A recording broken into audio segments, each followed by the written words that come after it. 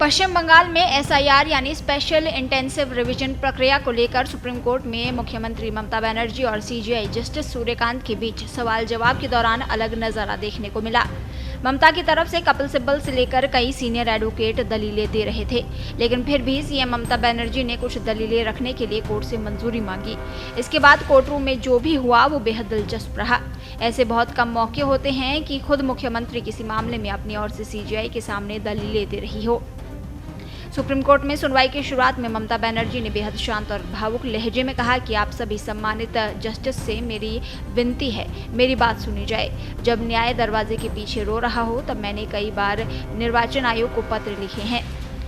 Court room में उस वक्त ममता बनर्जी के ठीक पीछे सांसद कल्याण बनर्जी खड़े थे, जिनसे वो बीच बीच में बांग्ला में बातचीत भी करती दिखी। जैसे ही ममता बनर्जी विस्तार से अपनी बात रखने लगी, चीफ जस्टिस सूर्यकांत ने उन्हें टोकते हुए कहा कि पश्चिम बंगाल राज्य ने याचिका दायर की है। आपकी ओर से देश के कुछ सर्वश्रेष्ठ वरिष्ठ अधिवक्ता यहाँ मौजूद हैं। वरिष्ठ अधिवक्ता कपिल सिब्बल और श्याम दीवान आपकी सभी दलील देख रहे हैं। सीजेआई ने यह भी कहा कि हर समस्या का कोई न कोई समाधान होता है ताकि कोई भी निर्दोष नागरिक बाहर न रह जाए। इस पर ममता बनर्जी ने फिर आग्रह किया कि माननीय मुख्य न्यायाधीश महोदय, मैं कुछ तस्वीरें कोर्ट के सामने रखना चाहती हूँ।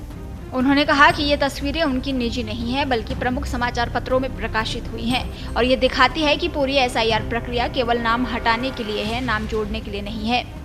इसके बाद ममता बनर्जी का लहजा कहीं ज्यादा सख्त हो गया। उन्होंने सीधे आरोप लगाते हुए कहा कि पश्चिम बंगाल को जानबूझकर टारगेट किया जा रहा है। चुनाव के करीब एसआईआर के नाम पर वहां के लोगों को निशाना बनाया गया। उन्होंने दावा किया कि इस प्रक्रिया से जुड़े मामलों में 100 से ज्यादा लोगों की मौत हुई। कई बीएलओ ने आत्महत्या कर ली। उत्पीड़न का दोष चुनाव अधिकारियों पर डाला जा रहा है। ममता बनर्जी ने कोर्ट के सामने उदाहरण रखते हुए कहा कि मान लीजिए शादी के बाद कोई बेटी ससुराल जाती है तो सवाल उठाया जाता है कि वो पति की उपाधि क्यों इस्तेमाल कर रही है। उन्होंने कहा कि शादी के बाद ससुराल गई महिलाओं के नाम एक तरफा हटा दिए गए।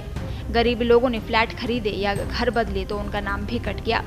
आधार के साथ अतिरिक्त प्रमाण पत्र मांगे जा रहे हैं। दूसरे राज्यों के निवास प्रमाण पत्र या जाति प्रमाण पत्र मान्य नहीं माने जा रहे। अपने सबसे तीखे सवाल में ममता बनर्जी ने कहा कि अगर ये प्रक्रिया इतनी जरूरी है तो असम और अन्य उत्तरी राज्यों में एसआईआर क्यों नहीं कराया जा रहा, केवल पश्चिम बंगाल को ही क्यों निशाना बनाया गया। देश दुनिया की ताज़ा खबरें और वीडियोस के लिए अभी डाउनलोड करें पत्रिका ऐप।